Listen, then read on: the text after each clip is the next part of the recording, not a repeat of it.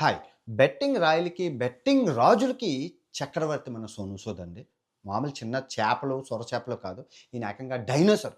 Betting సామ్రాజ్యానికి, మాఫియాకి ఈయన అధినేత. ఈయన తర్వాత ఇంకెవరు లేరు. సో, అటువంటి 'సోనూ సూదు' రా కలియుగ కర్ణుడు అన్నారు. కరోనా టైంలో ఆయన్ని కలియుగ కర్ణుడు అన్నారు. యెస్, నిజమే. అటువంటి కలియుగ కర్ణుడు రాక్షసుడిగా ఎలా మారారు? వేల కోట్లు ఎలా సంపాదించారో ప్రూఫులతో సహా చూపిస్తాను. ఈయన 'హర్ష సాయికి' అన్నయ్య లాంటివాడు. ఎందుకంటే ఇద్దరిది ఒకటే పత్తి వ్యాపారం, దైవ సహాయం. సో, ఇతని గురించి చాలా బావుంటది. చాలా చాలా ఇంట్రెస్టింగ్‌గా ఉంటది. పూర్తిగా చూడండి. ఫస్టు ఈ వీడియోకి 1,00,000 లైకులు కావాలి. నొక్కండి, నొక్కండి, నొక్కండి. ఆ! ఆ! అమ్మయ్య! ఆ లైకులు. సో, వచ్చిన 1,00,000 లైకులు ఈ వీడియో అమౌంటు అంతా కలిపి బెట్టింగ్ యాప్‌లో చనిపోయిన బాధితుల కుటుంబాలకైతే చివరాఖరులో అందజేయడం జరుగుతుంది. ఓకే. సో, వీడియోలోకెళ్ళే ముందు మళ్ళీ మళ్ళీ చెప్తున్నానండి. మొత్తం బెట్టింగ్ యాప్స్ అందరూ బంద్ చేసేశారు. మన యాంకర్లు, 'బిగ్ బాస్' షో వాళ్ళు, 'జబర్దస్త్' షో వాళ్ళు, ఆ తర్వాత ఇన్‌ఫ్లుయెన్సర్సు ఎక్కడికక్కడ ప్యాకప్ అయిపోయారు. కానీ 'హర్ష సాయి' మన దేశాన్ని వదిలి దుబాయ్‌లో దాక్కున్నాడు. సో, ఆయనకు డబ్బులు కావాలి కాబట్టి ఆయన అసిస్టెంట్లు ముసుగు వీరులు ఎవరైతే ఉన్నారో ఈ అబ్బాయి ఈ ఇద్దరు కలిపి దుబాయ్‌లో బెట్టింగ్ విపరీతంగా రోజు ఈరోజు రాత్రి కూడా ఏసారండి. విపరీతంగా టెలిగ్రామ్‌లో బెట్టింగ్ ఏస్తున్నారు.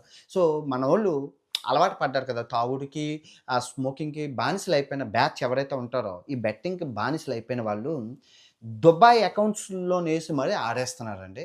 సో, వీళ్ళిద్దరూ దుబాయ్‌లో ఉన్నారు. వీళ్ళ ఇన్ఫర్మేషన్ మీకు ఎప్పుడు, ఎక్కడ తెలిసినా ఇమ్మీడియేట్‌లీగా తెలియజేయండి.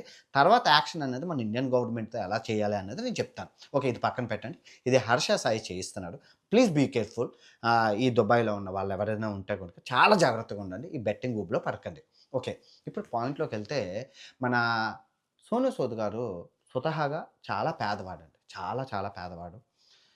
సో, అటువంటి ఆయన సినిమాల్లోకి రావాలి, సినిమాలో యాక్ట్ చేయాలని కోరుకుండేది. సో, అదే విధంగా వచ్చాడు. వచ్చి ముంబై సినిమా అని తిరుగుతుంటే బాలీవుడ్‌లోని ఒక పెద్దాయన, "నువ్వు సినిమాలో యాక్టింగ్ కన్నా మోడలింగ్‌కి బావుంటావు. నీ ఫిజిక్ బావుంది" అంటే, ఆయన జిమ్‌లు అవి చేసి మోడల్‌గా ఇప్పుడు అమ్మాయిలు మోడల్‌గా ఎలాగో ఉన్నారో ఈ అబ్బాయి. ఎంత ప్రొడక్ట్స్‌కి బ్రాండ్ అంబాసిడర్‌లుగా ఉంటారు. ఒకళ్ళు ఈ ఫోన్ కొనాలన్నా, టీ షర్ట్‌లు కొనాలన్నా అలాగా.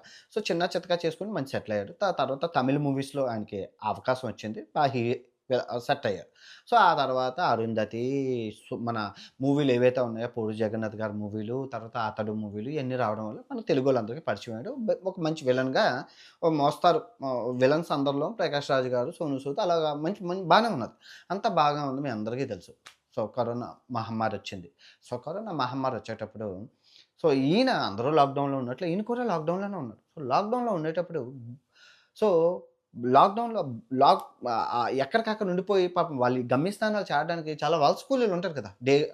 వాళ్ళు రోడ్ల మీద నడుచుకుంటూ వేల కిలోమీటర్లు నడవడం చూసి మన 'సోనూ సూద్' గారు చాలా ఫీలయ్యి సో, వలస కూలీలకి బస్సులేయించి పంపించడం మొదలుపెట్టారు. సో, నిస్వార్థంగా చేశాడు. ఏ ఏమీ ఆశించకుండా చేశారు. సో, మీడియా ఆయనకి ఫుల్ సపోర్ట్ చేసింది. ఆ తర్వాత చాలామంది ఫండ్స్ ఇచ్చారు. మేము ఎలాగో చేయలేకపోతున్నాం. స్ట్రక్ అయిపోయాం. నువ్వు చెయ్యు అని చెప్పిస్తే, ఆయన ఆ ఫండ్స్ చారిటీ ఫండ్స్ తీసుకొని ఇంటర్నేషనల్‌లో ఉన్న వాళ్ళని కూడా తీసుకొచ్చారంటే చేసుకోండి. 1,500 మొత్తం దగ్గర దగ్గర ఆయన హెల్ప్ చేసిన వాళ్ళు 1,00,000-2,00,000 మంది ఉంటారు. ఏది? ఈ ట్రాన్స్‌పోర్టేషన్ విషయంలో వలస దారులు ఇంకా చాలా చాలా చేశారు. సో, అంతా ఓకే. అంటే ఆయన ఈ కరోనా టైంలో ఇంకా చాలామంది సెలబ్రిటీలు చేయలేదా అంటే చేశారు. అందరూ చేశారు. చాలామంది చేశారు. ప్రతి ఒక్కళ్ళు వాళ్ళు రాకపోవడానికి కారణం ఈయన ఈయనకి చాలా అందరూ మీడియా సపోర్ట్ చేసింది. జనాలు సపోర్ట్ చేశారు. కలియుగ కర్ణుడు దేవుడు పుట్టాడు మళ్ళీ అన్నాడు. కర్ణుడు మళ్ళీ పుట్టాడు అన్నాడు. కట్ చేస్తే ఈ కర్ణుడు కాస్త రాక్షసుడు అయిపోయాడు. ఎందుకు అయిపోయాడు అంటే సినిమా పిచ్చి. Same to same 'Harsha Sai' విషయంలో కూడా జరిగింది. 'హర్ష సాయి' కూడా ఒక సినిమా తీశారు. 'మెగాలాడో' ఏదో సినిమా మీరు చూసుకోవచ్చు. సో, ఆ సినిమా కోసం అని చెప్పి ఆయన చేసిన ప్రతి 'హర్ష సాయి' చేసిన ప్రతి సహాయంలో బెట్టింగ్ ఉంటది. పిల్లలకి 5 స్టార్ హోటల్‌కి తీసుకెళ్లారు. కానీ పిల్లలందరితో కలిపి బెట్టింగ్ యాప్‌ని కట్ చేస్తారు కేక్. మీ అందరూ చూసారు. తర్వాత ఒక ఆయనకి గేదెలు కొనిచ్చాడు. కానీ గేదెల్లోని పక్కన పెడితే పక్కన బెట్టింగ్ యాప్ ఉంటది. చేసిన ప్రతి సహాయంలోని బెట్టింగ్ యాప్‌ని జోడించి 100 మందిని చంపి ఆ వచ్చిన ఒక్క డబ్బుతో ఒకడికి సహాయం చేసి ప్రజల్లో దేవుడిగా ఈయనైతే చలామణి అయ్యాడు. Same theory. ఇది కూడా ఇదే. ఈయన కూడా అంతే. దేనికోసం చేసావు 'హర్ష సాయి' అంటే సినిమా కోసం. మరి సినిమాకి డబ్బులెవరిస్తారు? ఎవరు ఇవ్వరు కదా! సో, అది చేశారు. సేమ్ ఇతను కూడా సినిమా మీద పిచ్చి, సినిమా మీద కసితోని 2025లో రిలీజ్ అయింది. ఇప్పుడే నిన్న రీసెంట్‌గా రిలీజ్ అయింది. 'ఫచ్' మూవీ అని చెప్పి మీరు చూసుకోవచ్చు. బడ్జెట్ 50,00,00,000. మనోడే ప్రొడ్యూసర్, మనోడే డైరెక్టర్, మనోడే అన్నీ. మీరు చూసుకోవచ్చు. వాళ్ళ వైఫ్ ఉంటది ప్రొడ్యూసర్ కేటగరీలోని. మొత్తం అందరూ ఈడే. ఈయనకి 50,00,00,000 ఎక్కడి నుంచొచ్చాయి? ఈయన చూస్తే సహాయం చేసేస్తాడు. దానం ఇచ్చేస్తున్నాడు కదా! 50,00,00,000 ఎక్కడి నుంచొచ్చాయి? Cinema utter flop. మీరు చూసుకోవచ్చు. కలెక్షన్స్ అంతా కలిపి 20,00,00,000 వచ్చాయి. 30,00,00,000 నష్టం. ఎలాగా? Betting app. సో, ఈ అబ్బాయి మీద కేసులు అవ్వలేదంటే ఆఫ్‌కోర్స్ అయ్యాయి. ఇప్పుడు ఆయనకి లుకౌట్ నోటీసులున్నాయి. లుకౌట్ నో సారీ కేసులున్నాయి. చాలా జరుగుతున్నాయి. కేసులవుతున్నాయి. మ మా అరెస్ట్ వారెంట్లు జారీలయ్యాయి. చాలా స్కామ్‌లు చేశారు. ఆయన చేసిన బెట్టింగ్ యాప్‌లు ప్రపంచం అంతా మారుమోగుతూ ఉన్నాయి. వీడియోలు అలా రన్నింగ్ అవుతున్నాయి. మీరు కూడా చూసారు ఆయన చేసిన బెట్టింగ్ యాప్‌లు ఎంత విధంగా ఎందుకు చేశారు? ఇప్పుడు ఆయనకు తెలీదా? ఇంతమందికి పేదవాళ్ళకి, ఇంత కూలీలకి సహాయం చేశారు కదా! ఆయనకు తెలీదా అండి? తెలుసండి. తెలిసినా కూడా ఎందుకు చేశారంటే, ఇక్కడ ఒక విషయం చెప్తాను. 'కలియుగ కర్ణుడు' అన్నప్పుడు నాకు చాలా హ్యాపీ అనిపించింది. యెస్, 'కలియుగ కర్ణుడు.'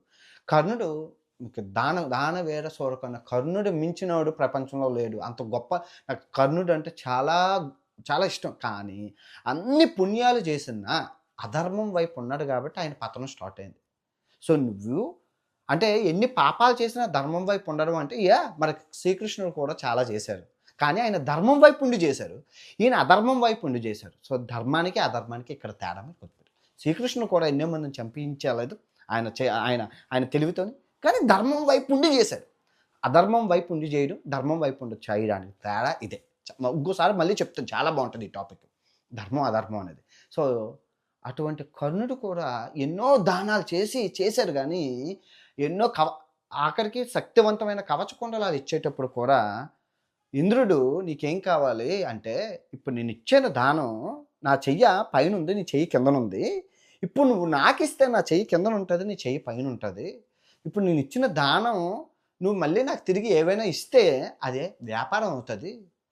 ఆ వ్యాపారం నేను చేయదలుచుకోలేదు. చచ్చిపోయినంత వరకు నేను ఇలా దానవీర సూర కర్ణుల్లాగే ఉంటానని చెప్పి, చివరికి ఈయన చేసిన దానాలన్నీ లాస్టు అర్జునుడు వేసే బాణం తగలకపోతే దానికి కారణం ధర్మదేవత చుట్టూ ఉంటది. ఇన్ని దానాలు చేసినోడిని నిన్ను చంపనివ్వనన్న ధర్మదేవత చుట్టూ ఉంటే శ్రీకృష్ణుడు పోయి ఆ ధర్మాన్ని నాకిచ్చేసా అంటాడు. తప్పే కదా! అయినా కూడా ధర్మాన్ని కూడా ఇచ్చేస్తారు. చిచ్చి ఆయన చావుని ఆయన నెత్తి మీద తెచ్చుకుంటాడు. కాకపోతే అధర్మం వైపు. సో, అటువంటి కర్ణుడు మన దేశంలోనే పుట్టాడు. భారత హిందూ ధర్మం. ఏ రోజు ఇవ్వడమే గాని తీసుకోవడం తెలీదు. వ్యాపారం చేయలేదు. దానాన్ని వ్యాపారం కానీ ఈ దుర్మార్గులు ఎవరైతే ఉన్నారో ఈ హర్ష సాయి, సోనూ సూద్ ఇద్దరు అన్నదమ్ములు. ఇద్దరు మాట్లాడుకుంటారు. ఇద్దరిది ఒకటే పత్యాపారం. ఇద్దరు ఫేమస్. మళ్ళీ ఈయనకెంచి 30,00,000 మంది 3,00,00,000 మంది ఫాలోవర్లు, ఈయనకెంచి 3,00,00,000 మంది. ఇద్దరు పెద్ద తలకాయలే. ఎందుకంటే ఈ హర్ష సాయి కూడా హిందీలో చేస్తున్నారు వీడియోలు. సో, ఇద్దరు బ్యాలెన్స్ అయింది. మీరు చెప్పండి. వీళ్ళు ఎందుకు ఇలా చేస్తున్నారు అంటే ఇంకో చెప్పుకుంటూ పోతే డొక్కా సీతమ్మ. మీ అందరికీ తెలుసు. నిజంగా చేతికి వెన్నెముక లేకుండా సహాయం ఇక్కడ నేను చేశాను సహాయం, మీరు చేశారు. ప్రతి ఒక్కరు సహాయం చేస్తారండి. కొందరు షో ఆఫ్ కోసం కెమెరా ఓపెన్ చేసి వీడియోలు తీసి పెడతారు. కొందరు తెలుసుకోవాలి. ఈ చేత్తో చేసిన దానం ఈ చేత్తో తెలియకూడదంటారు.